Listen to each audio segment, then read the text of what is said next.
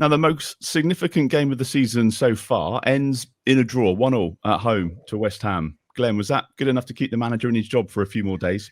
Well, it clearly is.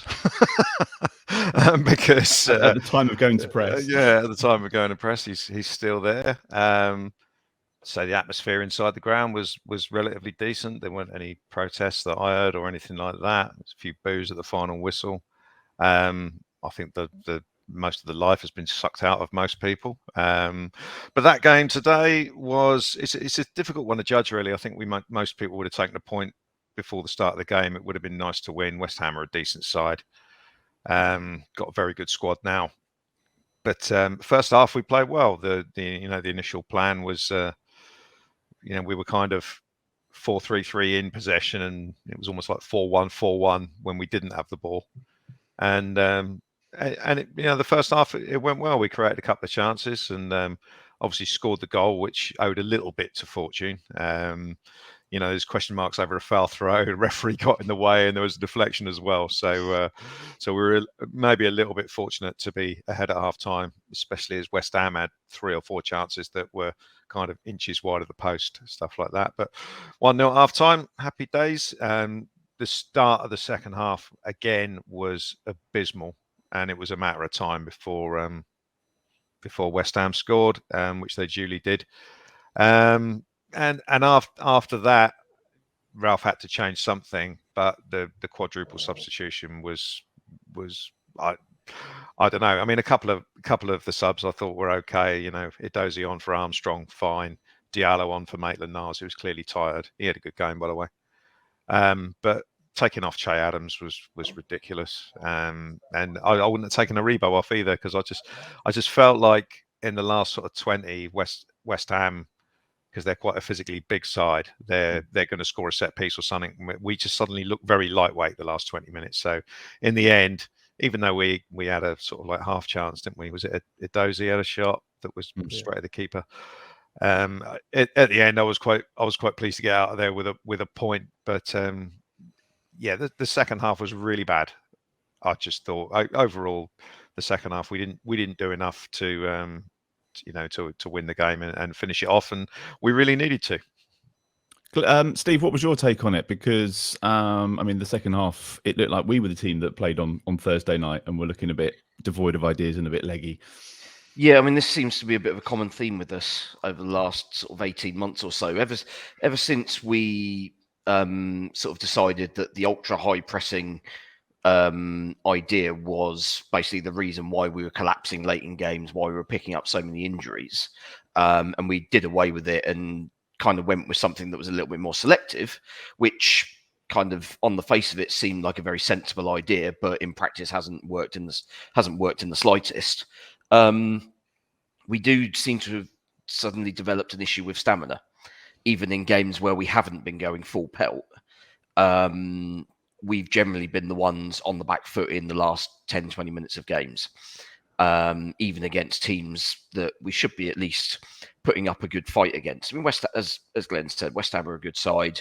They've got probably 5 or 6 players in their first choice 11 who they've probably paid 30 million quid plus for, and you've then got the homegrown Declan Rice, who they're probably going to sell next summer or the year after for best part of 100 million. So you're competing against significant strength there.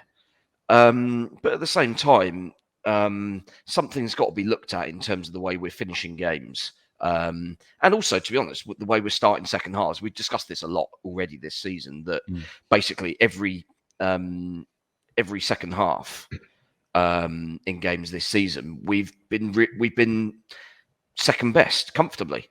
We've conceded loads of goals in that first 15 minutes. I thought we'd got away with it today because they hadn't scored in the first 15 minutes, and then we just let it go another 3 minutes before Rice did get the equaliser. But yeah, there's something's not quite right there in terms of the fitness and stamina. I don't know whether we've changed the system sort of at half time to try and account for ways that West Ham were getting between the lines in the first half. West Ham were in the first half, they created a lot of chances but didn't hit the target with any of them. Whereas we were the complete opposite, which does make a pleasant change that we actually worked the keeper for once. And I mean, Fabianski kept the score down when realistically we could and maybe should have scored 3. But that's why you have a £40 million centre forward that West Ham did. Although, I mean, he didn't hit the target today, but you could see that Scamacca is an absolute pest. Yeah, good point. And yeah, he bullied us flat entire first half.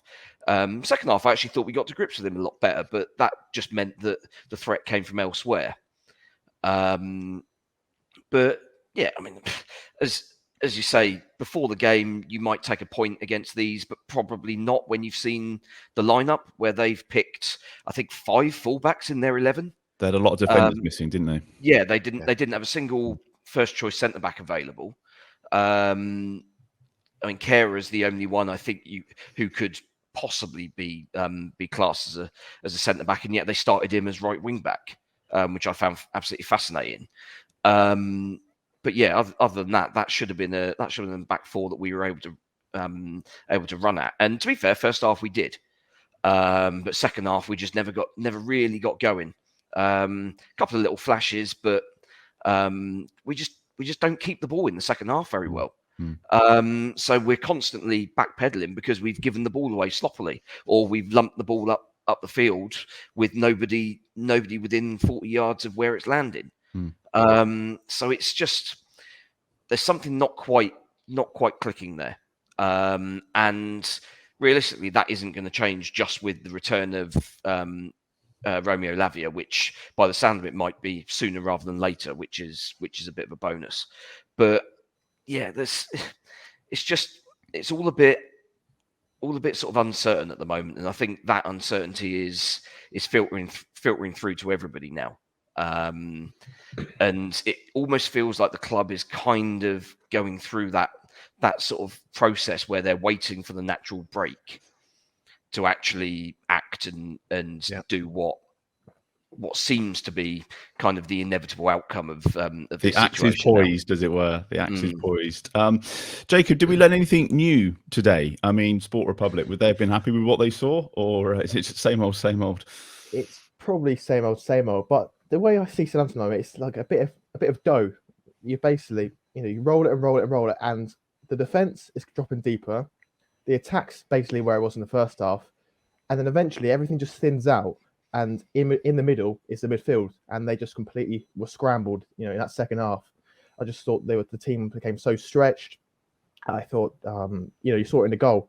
Ward-Prowse got 1-2 on the edge of his box, and Maitland-Niles, who I agree with Glen. I thought he was good, especially in the first half. He was inside the 18-yard box, deeper than Saleta Sarr. I thought, what is going on with the double midfield pivot? So I think that's an issue, and that's been an issue throughout the season. I think the only time it wasn't really was against City, and that's because it was relatively compact. The distance between the deepest centre back and Che Adams was small because they were just sitting back. But when things become stretched, Southampton haven't got an answer, and that comes back to Steve's point about stamina.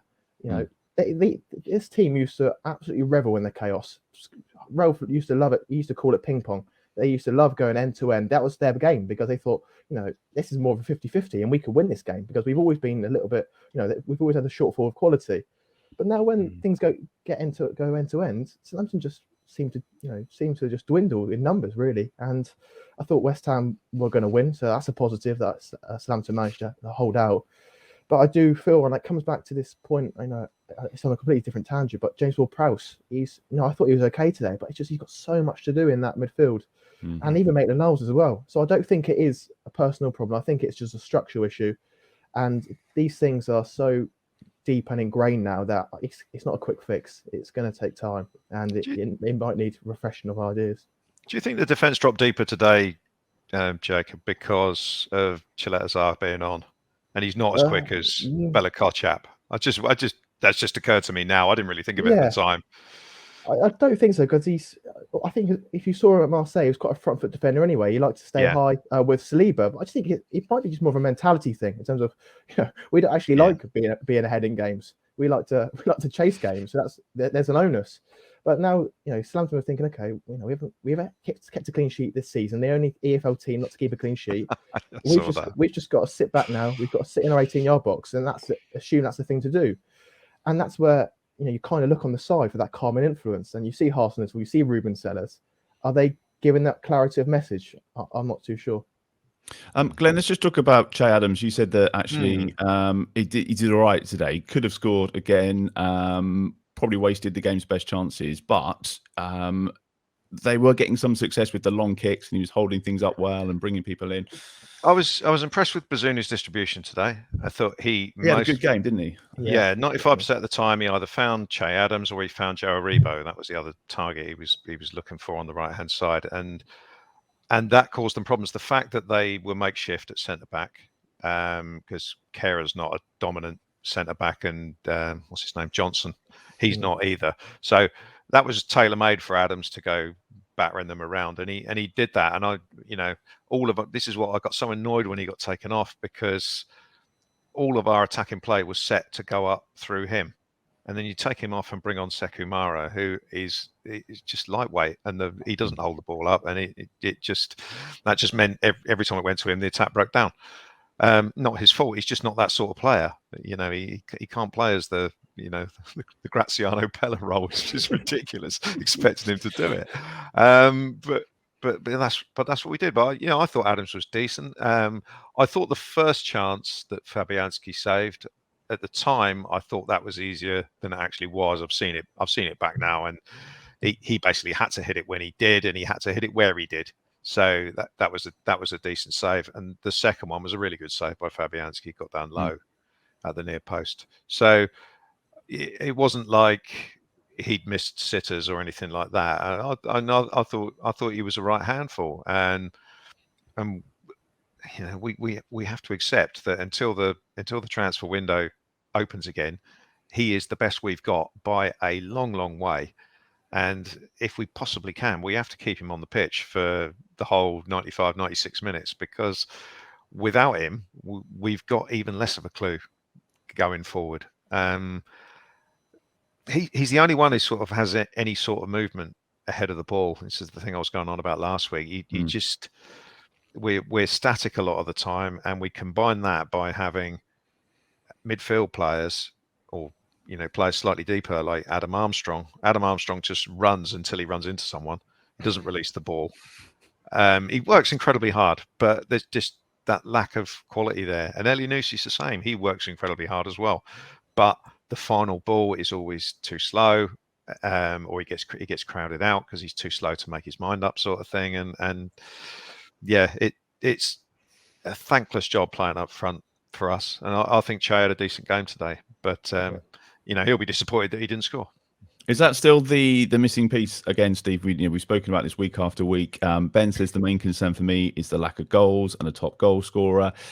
Sonny says we just need a fresh start and some new ideas. The big question, I guess, is it that the players are not good enough, or is it the manager and his team aren't getting enough out of them? Maybe a bit of all of that. Maybe. I think certainly we don't. Yeah, it's fairly evident we don't pose enough of a threat to the opposition goal, which means that they're able to take a step further towards our goal with a degree of confidence, because they know that chances are, even if they do present us a chance, we're not going to take it. So that is a big problem. Whereas, if we had a centre forward if we had, say, Danny Ings back in his prime two and a bit years ago, West Ham wouldn't have had that second half where they were basically camped in our camped sort of within 40 yards of our goal for a good 20-minute period of that second half, because you would always have a threat on going back the other way, and we just didn't have that, and it's frustrating. But also, this is something that I've kind of banged a sort of drum about a few times, that we just let crosses come into our box constantly, and we're just putting ourselves under pressure. We're a little bit better on the left hand side now. Perro is pretty disciplined in that. He's a lot more proactive at getting out to the winger or the opposition fullback. But Walker Peters just doesn't seem to ever get out. And so many crosses come from our right-hand side. I mean, Walker Peters is arguably one of our best players, and yet there does seem to be this very strange sort of fundamental issue with his game where he just doesn't seem to want to block crosses. Aaron agrees, by the way. He says, I feel the left side of our team's been playing much better, both defensively and offensively, in comparison with the right side. So it's interesting that you pick up on that as well. Yeah, I mean, I think, I think Adam Armstrong playing wide left, I think gives a little bit of dynamism because he's got that little sharpness. When he's got the ball at his feet, he could knock it sort of a few inches just past the defender's feet and then dribble past. It's kind of the end product beyond that's kind of a bit of an issue. But yeah, on the right hand side, I mean, Aribo didn't do an awful lot today. It just looked sluggish. Really, like first half, he was probably the only one who wasn't up to speed with the game. Everybody else, I thought, was kind of on point for the most part. He kind of, I think the game kind of passed him by a little bit. Second half, he was a bit more involved, but that was more, he was winning headers and then, well, winning a flick on to nobody because it was then just coming straight back at us. So yeah, we've kind of got to pin down what position we want him to play, I think, because I'm not sure he knows. I'm not sure we're really sure what his best role in this group of players is at the moment. And Jacob, just a word on injuries. Armel Bella-Kotchap dislocated his shoulder. I think that was confirmed afterwards. They said he could be out for 8 weeks, which is a shame because there was talk about the World Cup as well. That's Tino, Lavia, and now Bella-Kotchap. Is this the flaw in the plan of relying on young players and chucking them in and making them play every week? Yeah, that's kind of my match piece for tomorrow in terms of, you're not only chucking them in, but you're so reliant on these players. Without these players, you fundamentally change the way you play. You see it with Romeo Lavia, the team are going more direct. Bella-Kotchap, if there's something Glen's reasoning about Saleta coming on, dropping deeper. But these players are so instrumental in how Southampton play. It's quite odd, really, and it's a bit of an indictment, really, on the senior players. So it's such a shame as well. And if anyone didn't know, Theo Walcott was going to be in the squad today, and he maybe, from what I hear, would have started, but he was ill today. So that's another concern. I saw the Instagram pictures during the week, and you think something's going to happen. He's been told he's going to get some minutes for something. Yeah, he praised him on Friday. I asked him about Theo Walcott, and he said he's been doing really well. So he could have been the outlet that Southampton needed and replaced Danny Ings from a couple of years ago. But Theo Walcott could have made the difference. Who knows? My word.